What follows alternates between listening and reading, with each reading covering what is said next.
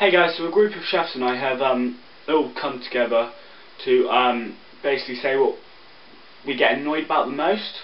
So I'm going to go through a few of these and hopefully you don't annoy too many chefs when you go out. Okay, number one is not knowing how to order a steak. Now this happens quite a lot, and obviously not everyone can know how they want a steak and what the steak looks like and everything. But if you say, like, one of them was want a steak rare but with no blood, it's impossible. Okay, we're chefs, we're not fucking magicians. It's physically impossible to do that. So just learn your steaks. If you like it medium rare, fucking have it like that. Don't be a twat. Cling film that gets messed up. Okay, I should probably explain this one. When you're using cling film and you unwrap it, sometimes it gets cut down one side, but twats keep going on it, and then you just have a long one strip that you can use, and then the whole roll has to be fucking either sorted out by someone who's got like 20 minutes to spare, or has to be thrown away and use a new one. Number 3 is late orders. So like 10 minutes before the end of service, you get a table of like 10 walk through. That is annoying. We're people too. We want to go home. We want to go and eat. When stuff's not covered correctly, for example, like by front of house don't always cover the mayonnaise and things properly. That's really annoying. And like a training chef that will come in and not wrap his food properly. Like we had it once, desserts weren't wrapped properly and 20 or 30 desserts had to be chucked away. That makes our GP go down quite a bit. Staff that just don't give a shit. This is mostly things like waiters, people that are coming from universities to do a bit of work on the side. If you don't give a shit, you shouldn't be in the industry. We take pride in what we do. It's the most important thing in our lives. Customers trying to edit the menu. Now, we understand if, say, you're allergic to something or you really don't like something, but don't try and change it completely. We have people coming in, I don't want this, can I swap chips for, say, something else? And then front of house not knowing, says yes, that's fine, and then we don't have it prepped, so we've got to run around like idiots, prepping it and getting it all ready. It's just a ball ache. Slow kitchen porters. Now, if you don't know, kitchen porters are pot wash, and if they're too slow, it just slows the whole kitchen down. The kitchen porters really are one of the most important things in a kitchen. Front of house members not knowing the menu. You work with it, you sell what's on the menu. If you don't know what you're doing, then just piss off. It's fine if it's your first week or something, but get to know it. Take a copy home, learn it. It's what we do.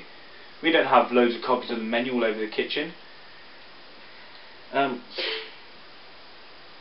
Quite often you'll get staff calling in ill just before the start of the shift. Now that is fucking annoying. Especially because we can't call anyone in for backup at that time. If it's like hours before, you can get a roaming chef or call one of your people that are off that day, and usually you can cover it, but in like 5-10 minutes, not possible. Also that happens quite a bit on like Christmas. Now one of the worst things about our industry is we work Christmas Day, Mother's Day, pretty much every day we work. So people calling that day on our busiest day of the year, it screws you over. And yet people still do it. When chefs will complain about the hours, or like front of house complain about the hours when they're not doing as many as the chefs. Like as a chef, we're used to doing 90 hours plus a week. Front of house, they'll do about 50-60. We would love to be able to do that many, but unfortunately, for every 5 front of house person, you've got 1 chef, typically. So it's not something you can do just do the amount of hours, that amount of hours. It's stupid. When you get dirty plates back from the kitchen porter or from front of house, it's horrible, because we've got to then slow down what we're doing and then make stuff on the fly again because someone's fucked up. When someone makes a mistake, right, and then they take like ages explaining to you what they did wrong, just hurry up and tell me. We've already got to go back and fix it for you. Don't be a dick, get it over and done with, and we can fucking, you know, we'll do it. Now, one I know is one of the worst things for any chef is another chef using their knife. We hate it. Our knives are ours. You don't touch someone else's knife.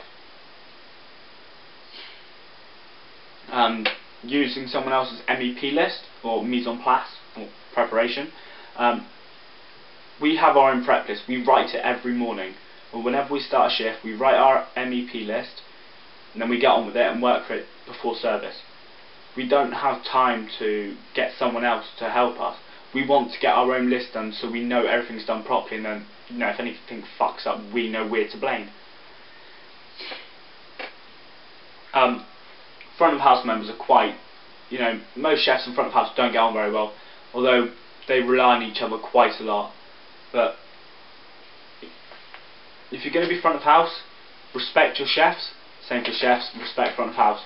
You know, we need to get along. Cocky young chefs. You get this in everywhere you go. You'll have like a commie chef come in thinking he's the dog's bollocks, but really they're not. They're just a kid that needs to learn. Bought in things like you know, some people getting cartons of hollandaise sauce or pre-made mashed potatoes or buying chips. Don't be a twat. The most important thing is fresh ingredients. There's no point being a chef that just chucks it in the microwave. You're not a chef, you're a frickin' microwave worker or a chef to ping at most. Don't be a dick.